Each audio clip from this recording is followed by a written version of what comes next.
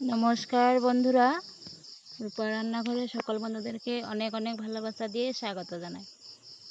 আজ আমি কসুর লতি রান্না করব, সেটাই বন্ধুদেরকে শেয়ার করব। লতি কেটে এই যে ধুয়ে নিচ্ছি, ধুয়ে অল্প সময় ভাপিয়ে নিব।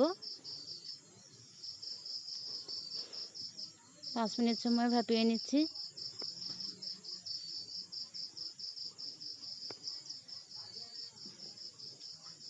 কসুর লতি আমার ভাপানো হয়ে গেছে। দেখুন, এই যে পেঁয়াজ কেটে নিয়েছি, কাঁচা লঙ্কা কেটে নিয়েছি।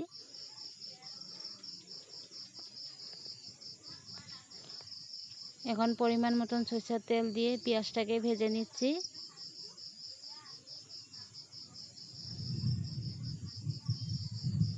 পেঁয়াজটাকে অল্প সময় ভেজে নিচ্ছি, পরে কাঁচা লঙ্কাটাকে দিয়ে দিচ্ছি। লঙ্কাটাকে আমি একসাথে ভেজে নিব।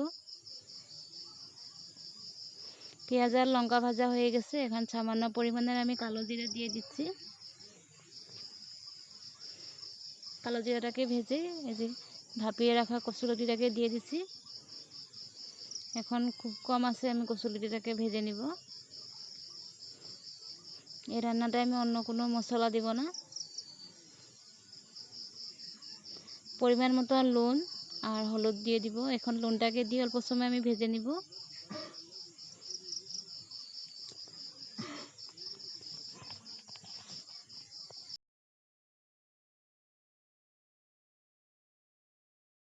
হলুদ দিয়ে দিচ্ছি, হলুদটাকেও দিয়ে অল্প সময় ভেজে নিব। নুন আর হলুদ দিয়ে আমি প্রায় আবার 10 মিনিট সময় খুব কম আঁচে ভেজে নিব। আর এই যে এখানে দেখুন, সামান্য পরিমাণে কালো সরিষা নিয়েছি আর 2 চামচ পোস্ত নিয়েছি। এখন সরিষা আর পোস্তটাকে আমি বেটে নিব। সরিষা পোস্ত বাটা আমার হয়ে গেছে।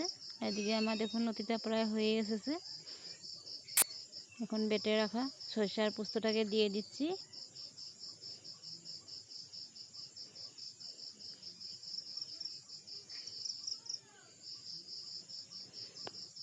এভাবে খুব কম উপকরণ দিয়ে বন্ধুরা কসুর লতি রান্না করে খাওয়া যায়। আমার দেখুন লতি রান্না আমার হয়ে গেছে।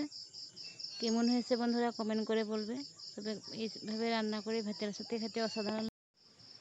এখন আমি লতিটাকে নামিয়ে নিব। যারা এখন পর্যন্ত স্কিপ না করে ভিডিওটি দেখে যাচ্ছে তাদেরকে অসংখ্য অসংখ্য ধন্যবাদ আমার সাথে আর পাশে থাকার জন্য। আর আমার রান্নাটি ভালো লাগলে সব বন্ধুদের কাছে শেয়ার করে দিবে। প্রথমে একটি লাইক দিয়ে শেষে খুব সুন্দর একটি কমেন্ট দিয়ে আমার পাশে থেকে যাওয়ার অনুরোধ রইল। সবাই যেন ভালো আর সুস্থ থাকে। নমস্কার।